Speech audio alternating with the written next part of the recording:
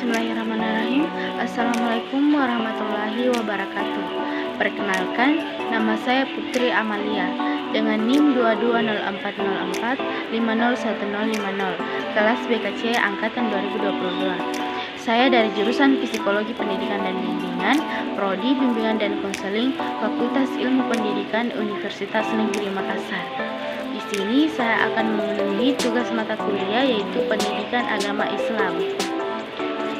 Nah, kali ini saya akan membahas materi mulai dari mengapa dan bagaimana pendidikan agama Islam diajarkan di perguruan tinggi sampai dengan bagaimana membangun paradigma Quran.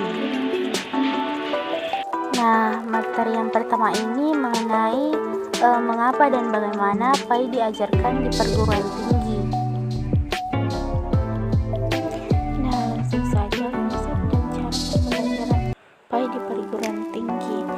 Dari hasil analisis sejarah dapat dikatakan bahwa kehadiran pendidikan agama tidak hanya untuk mendidik ilmu agama bagi peserta didik, namun lebih daripada itu, adanya pendidikan agama adalah sebagai upaya pengukuhan atau ideologi agama yang ditanamkan pada peserta didik di lembaga pendidikan secara formal. Lebih detail, karena di perguruan tinggi terdapat banyak sekali mahasiswa yang beragama Islam, maka dipandang perlu adanya perhatian khusus. Ada beberapa macam cara dalam pembelajaran PAI secara garis besar. Metode yang sering digunakan dalam pembelajaran pendidikan agama Islam diantaranya yaitu ceramah, tanya jawab, diskusi, pemberian tugas, eksperimen, demonstrasi, tutorial atau bimbingan, dan problem solving atau pemecahan masalah. Nah, kemudian alasan mengapa dan bagaimana PAI diajarkan di perguruan tinggi. Pendidikan agama Islam diajarkan di perguruan tinggi merupakan sebagai wujud untuk memberi landasan pengembangan pada kepribadian mahasiswa supaya menjadi kaum intelektual yang senantiasa beriman pada Tuhan Yang Maha Esa, memiliki budi pekerti yang baik, berpikir kritis, dan bersikap rasional. Di dalam perguruan tinggi, kita sebagai seorang mahasiswa harus mempelajari mata kuliah agama, dan di perguruan tinggi wajib dipelajari sebelum memutuskan pendekatan yang lebih baik terhadap. Dahulu perlu disadari bahwa sumber utama pembelajaran PAI adalah Al-Quran dan hadis. Nah, adapun sumber psikologis, sosial budaya, historis, dan yuridis tentang perlunya pembelajaran pendidikan agama Islam dan model pendekatan atau metode pembelajaran PAI di perguruan tinggi. Nah, yang pertama ini mengenai menggali sumber psikologis tentang perlunya pembelajaran PAI di perguruan tinggi. Secara psikologis pula, pada dasarnya manusia suka bertaubat. Seperti hal ini dikenal dengan istilah konversi agama. Terjadinya konversi agama menunjukkan bahwa manusia selalu kembali kepada Tuhan dan selalu mencari agama, mazhab dan ajaran yang benar. Konversi agama terjadi karena dipengaruhi oleh beberapa faktor, salah satunya pendidikan agama. Dengan adanya PAI di perguruan tinggi berperan menyadarkan mahasiswa agar selalu tumbuh dengan Tuhan dan menyajikan informasi yang jelas dan benar tentang agama. Kemudian yang kedua ini ada menggali sumber sosial budaya tentang perlunya pembelajaran PAI di perguruan tinggi. Nah, masyarakat muslim umumnya menghendaki perguruan tinggi di Indonesia sejalan dengan budaya bangsa yang religius. Masyarakat tidak mengharapkan perguruan tinggi sebagai menara gading yang jauh dari kehidupan masyarakat. Budaya beragama dalam masyarakat harus merembus juga ke dalam lingkungan perguruan tinggi, yang berarti pendidikan agama juga menjadi kajian di lingkungan perguruan tinggi. Kemudian selanjutnya ini ada menggali sumber historis tentang perlunya pembelajaran PAI di perguruan tinggi. Secara historis, bangsa Indonesia memiliki dua sistem dan sekolah pendidikan, yakni pesantren. Pesantren merupakan model pendidikan asli bangsa Indonesia, sedangkan sekolah merupakan model pendidikan yang diadopsi dari penjajah Belanda. Masing-masing model berpendidikan ini memiliki keunggulan dan kelemahan. Keunggulan model pesantren adalah kaya dalam pengembangan keberagaman dan moralitas, tetapi lemah dalam pengembangan ilmu dan teknologi. Sebaliknya, model sekolah unggul dalam pengembangan ilmu dan teknologi, tetapi lemah dalam pengembangan keberagaman dan moralitas. Kemudian berikutnya ada menggali sumber yuridis tentang perlunya pembelajaran PAI di perguruan tinggi. Kebijakan yuridis merupakan dasar-dasar penyelenggaraan pendidikan agama yang bersumber dari peraturan perundang-undangan yang secara langsung maupun tidak langsung dapat dijadikan dalam penyelenggaraan pendidikan agama di sekolah atau lembaga pendidikan formal di Indonesia. Nah, kemudian menggali model pendekatan atau metode pembelajaran PAI di perguruan tinggi. Substansi materi yang mana mahasiswa perlu dibekali dengan materi pendidikan agama Islam yang luas dan mendalam oleh dosen pengajar. Pendekatan substansi materi sebagai ajaran yang diberikan yaitu 1. Pendekatan kajian Al-Quran dan sejarah Islam. Kemudian yang kedua, pendekatan disiplin ilmu dan kajian isi ajaran. Kemudian yang ketiga, pendekatan tentang tujuan didatangkannya syariat Islam. Dan yang terakhir ini ada metode tipologi agama pada PAI di perguruan tinggi. Nah, itulah tadi materi yang pertama. Materi yang kedua ini mengenai bagaimana manusia bertuhan. Konsep spiritualitas sebagai landasan kebertuhanan. Pada dasarnya hati manusia itu bersifat universal, dengan catatan manusia itu telah mencapai titik-titik fitrah atau good spot dan terbatas dari segala paradigma dan belenggu. Dalam keberadaan seperti ini, manusia merasakan ketenangan jiwa yang mendasari segala tingkah lakunya dan menggunakan suara hati sebagai penentunya hidupnya menuju sebuah kebenaran, dan semua bersumber dari Yang Maha Kuasa yaitu Allah Subhanahu wa Ta'ala. Nah, cara manusia meyakini dan mengimani Tuhan yakni ketika manusia mengakui bahwa Allah lah Tuhannya. Suara hati itu masih terus berjalan dan masih bisa dirasakan hingga saat ini, kecuali hati yang tertutup.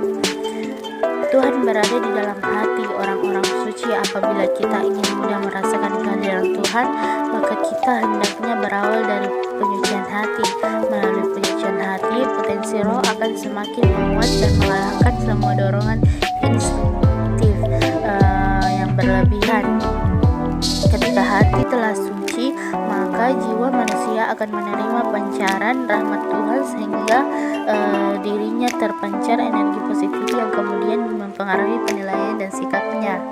Selanjutnya yakni esensi dan urgensi visi ilahi untuk membangun dunia yang damai.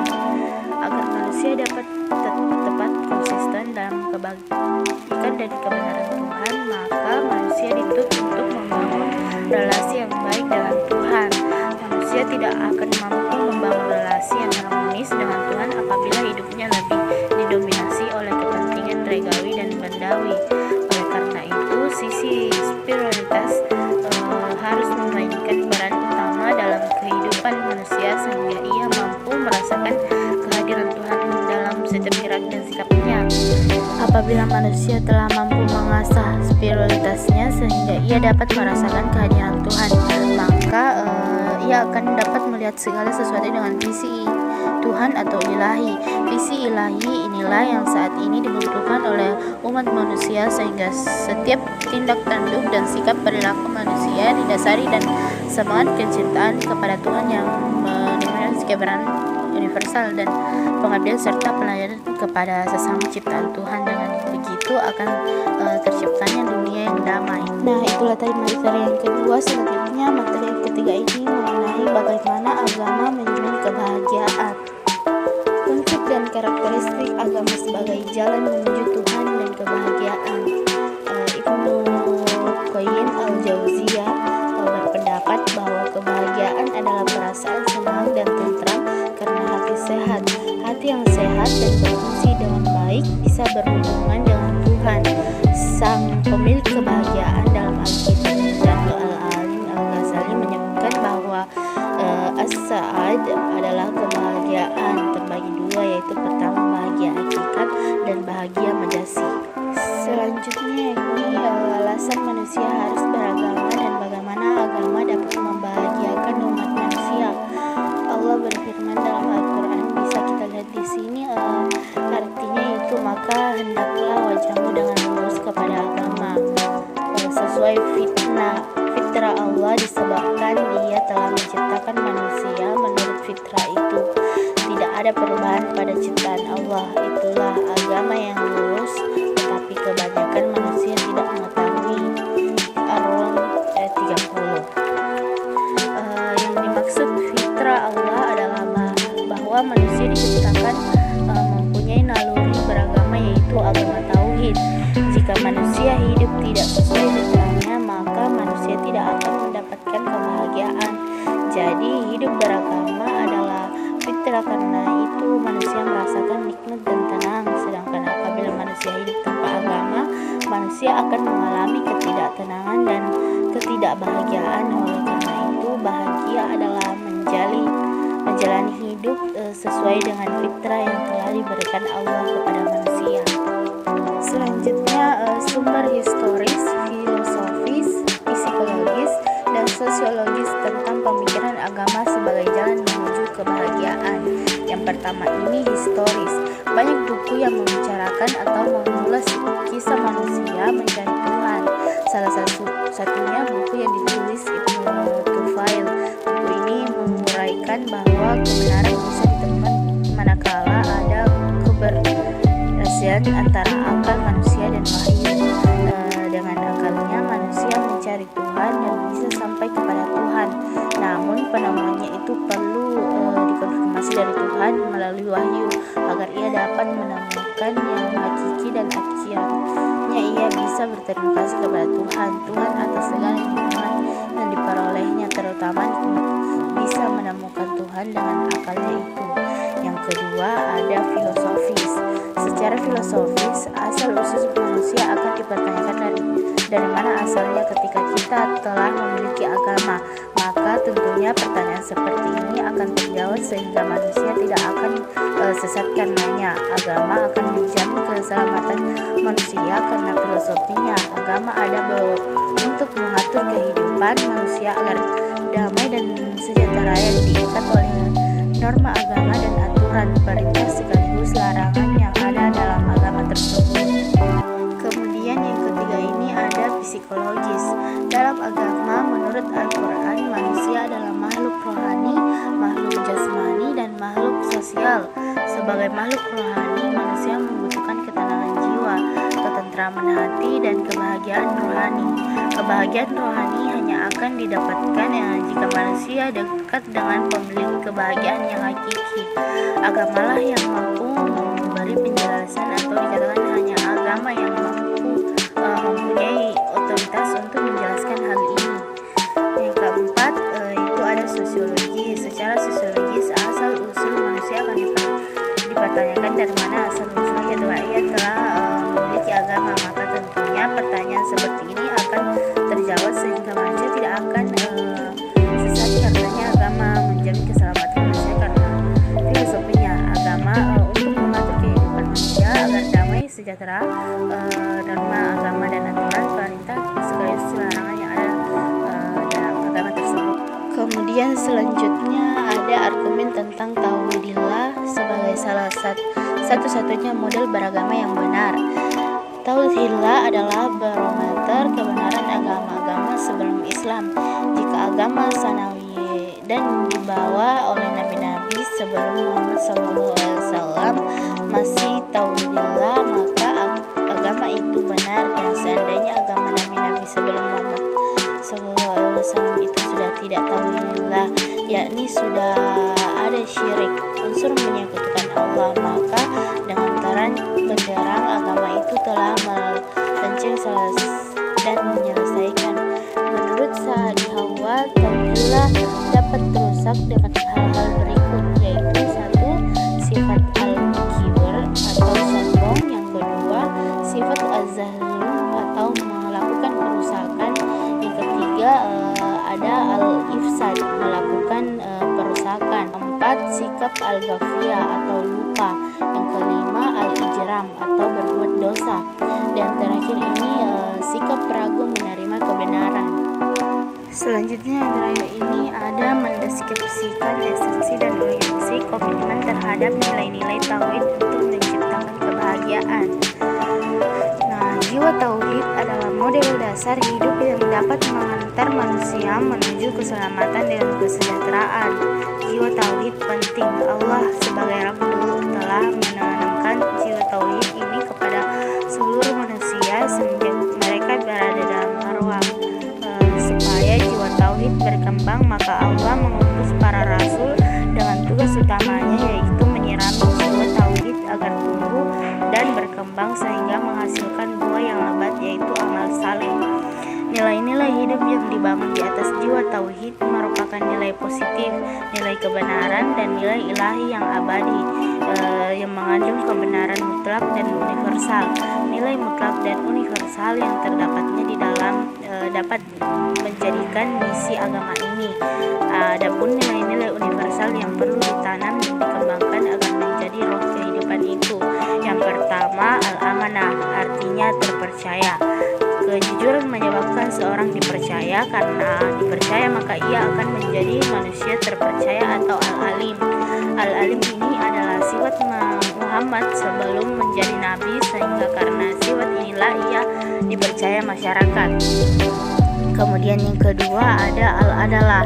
Secara etimologis artinya keadilan. Keadilan dalam perspektif efektif Islam adalah adanya keseimbangan antara hak dan kewajiban. Sesuatu yang menjadi hak kita maka menjadi kewajiban bagi orang lain. Yang terakhir ini ada al-hurriyah. Nah, kebebasan manusia dalam berkehendak dan mewujudkan kehendak dengan perbuatan adalah hak asasi manusia. Nah, itulah tadi materi yang ketiga. Selanjutnya materi yang keempat, yaitu menginterpretasikan Islam, iman, dan ihsan dalam membentuk insan kamil. Nah, definisi Islam, iman, dan ihsan. Saya Muhammad beritahu kepada tentang apa itu Islam. Lalu Rasulullah SAW berkata, Islam adalah engkau bersaksi bahwa sesungguhnya tidak ada ilah kecuali Allah, dan sesungguhnya Muhammad itu utusan Allah. Engkau mendirikan salat, engkau menunaikan zakat, engkau berpuasa pada bulan Ramadan, dan berhaji ke Baitullah jika engkau mampu melaksanakannya.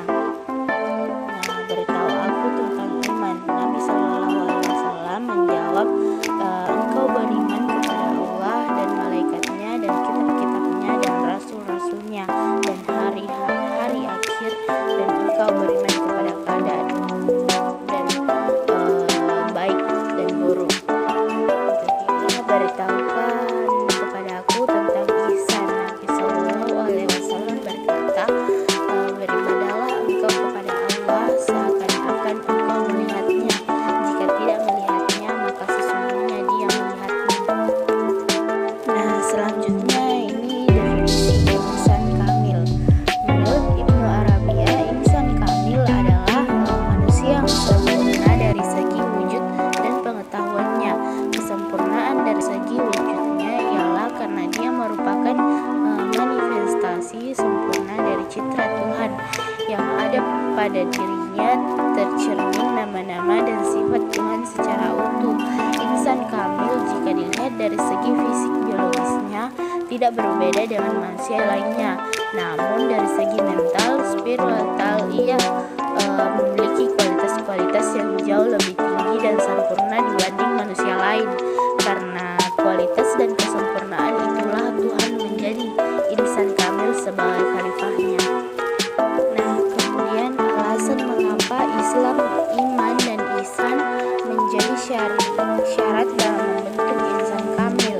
Jika manusia sudah memahami arti iman dan juga beriman yang benar, juga menjalani Islam dan rukun-rukunnya dengan istiqamah, maka akan lebih mudah bagi mereka untuk memahami makna ihsan. Manusia akan mencapai derajat ihsan dengan meningkatkan terus kualitas iman dan Islam dalam dirinya. Dengan begitu, menjadi insan kamil bukanlah hal yang mustahil baginya. Adapun karakteristik insan kamil dan metode pencapaiannya yaitu 1. Jasad. Wujud nafsu manusia tidak lain adalah wujud jasad ini yang sengaja diciptakan oleh Allah untuk diuji. Yang kedua, hati nurani, letaknya tepat tengah-tengah dada. Yang ketiga, roh, letaknya di dalam hati nurani. Roh adalah daya dan kekuatan Tuhan yang dimasukkan ke dalam jasad manusia, ditandai dengan keluar masuknya nafas dan menjadi hidup seperti kita sekarang ini. Dan yang terakhir ada sir atau rasa, adalah jati diri manusia. Kita dapat merasakan manis, pahit, senang, sedih karena adanya rasa. Roh terletak di tengah-tengah yang paling dalam. Kewajiban dari sir yaitu dekat sekali dengan kita. Nah, ada pun 7 macam nafsu dan tangga tersebut adalah sebagai berikut. Bisa kita lihat ini. 1. Nafsu amarah, dengan ciri sombong, iri, dengki, dendam, menuruti nafsu, suka marah, bahkan tidak mengenali Tuhan.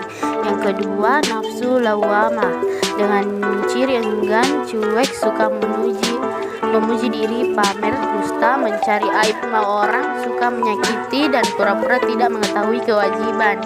Yang ketiga, nafsu mulia, dengan ciri suka sedekah, sederhana, menerima apa adanya, balas kasih, lemah lembut, tobat, sadar. Kemudian yang keempat ada nafsu mutmainnah, dengan ciri suka beribadah, suka bersedekah, mensyukuri nikmat, serta memperbanyak amal dan takut kepada Allah. Yang kelima ada nafsu radiyah, dengan ciri pribadi mulia, menepati janji. Kemudian yang keenam ada nafsu mardiyah, dengan ciri bagus, budi pekerti. Kemudian yang terakhir ada nafsu kamilah, dengan ciri dianugerahi ilmu yakin, ainul yakin, dan hakul yakin. Orang yang sudah mencapai tangga ini matanya akan terang benderang. Kemudian selanjutnya itu terakhir, metode pencapaian insan kamil. Syarat pertama untuk mencapai insan kamil yaitu beriman secara benar dan berniat memproses diri menuju martabat insan kamil. Misalnya mengerjakan ibadah salat sesuai syariat dan hakikat, seperti dengan melakukan gerakan disertai bacaan salat secara serasi dan dengan keadaan hati yang mengingat Allah. Selain itu, untuk mencapai insan kamil, kita harus menjauhi perbuatan yang mungkar dan senantiasa mengandalkan nafsu dan syahwatnya. Nah, itulah tadi materi yang keempat. Kemudian materi yang kelima ini yang terakhir, bagaimana membangun paradigma Qur'ani. Konsep dan karakteristik paradigma Qur'ani untuk menghadapi kehidupan modern. Secara etimologis, kata paradigma diambil dari bahasa Yunani yaitu para dan digma. Para mengandung arti di samping, di sebelah, dan keadaan lingkaran. Digma berarti sudut pandang, teladan, arketip, dan ideal. Atau dapat dikatakan bahwa paradigma adalah cara pandang, cara berpikir tentang suatu realitas. Selanjutnya itu secara terminologis. Paradigma adalah cara berpikir berdasarkan pandangan yang menyeluruh dan konseptual terhadap suatu realita atau suatu permasalahan dengan menggunakan teori-teori ilmiah yang baku, eksperimen, dan metode keilmuan yang bisa dipercaya. Kemudian alasan paradigma Al-Qur'ani sangat penting bagi kehidupan modern. Al-Qur'an bagi umat Islam adalah sumber primer dalam segala segi kehidupan. Al-Qur'an adalah sumber ajaran teologi, hukum,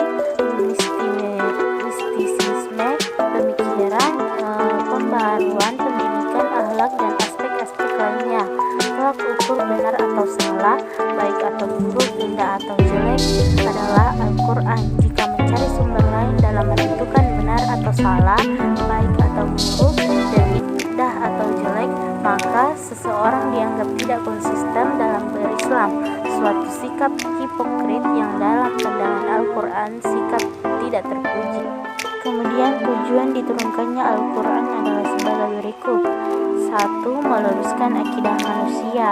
Di bagiannya itu bagian A menegakkan pokok-pokok tauhid, kemudian mensahihkan akidah tentang kenabian dan kerasulan, kemudian meneguhkan keimanan terhadap akhirat dan keyakinan akan adanya balasan yang akan diterima di akhirat. Kemudian yang kedua, meneguhkan kemuliaan manusia dan hak-hak manusia, di antaranya meneguhkan kemuliaan manusia dan menetapkan hak-hak manusia. Selanjutnya yang ini menggali sumber historis, filosofis, psikologis, sosiologis, dan pedagogis tentang paradigma Qur'ani untuk kehidupan modern. Dalam sejarah peradaban Islam ada suatu masa yang disebut masa keislaman. Disebut demikian karena umat Islam berada dalam puncak kemajuan dalam berbagai aspek kehidupan, ideologi, politik, sosial budaya, ekonomi, ilmu pengetahuan dan teknologi, pertahanan dan keamanan. Karena kemajuan itu maka dunia Islam menjadi pusat peradaban dan dunia Islam menjadi super power dalam ekonomi dan politik. Selanjutnya membangun argumen tentang paradigma Qur'ani sebagai satu-satunya model untuk menghadapi kehidupan modern. Nah, Shakib Arselan dalam bukunya Limazza berpendapat bahwa umat Islam mundur karena mereka meninggalkan ajarannya, sedangkan non-Islam maju justru karena mereka meninggalkan ajarannya. Sejalan dengan itu, para pembaharu sepakat bahwa untuk memajukan Islam, umat Islam harus berkomitmen terhadap ajarannya. Mustahil mereka dapat maju kalau mereka meninggalkan ajarannya. Kemudian yang terakhir ini esensi dan urgensi paradigma Qur'ani dalam menghadapi kehidupan modern. Ciri utama kehidupan modern adalah pembangunan yang berhasil dan membawa kemajuan, kemakmuran, dan pemeratan. Nurholis Majid 2008 menyatakan bahwa tolak ukur pembangunan yang berhasil diantaranya adalah 1. Tingkat produksi dan pendapatan lebih tinggi. Yang kedua, kemajuan dalam pemerintah sendiri yang demokratis, mantap, dan sekaligus tanggap terhadap kebutuhan dan kehendak rakyat.